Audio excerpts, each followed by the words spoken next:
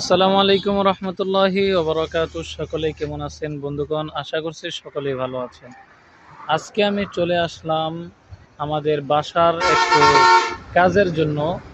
তো আমার পেছনে আপনারা দেখতে পাচ্ছেন অনেক সুন্দর সুন্দর ডিজাইনের অনেক যে বাড়ি ঘরগুলোর মানে ডিজাইন করা হয়, সেগুলো সিমেন্ট বালি সিমেন্ট দিয়ে বানানো হয়।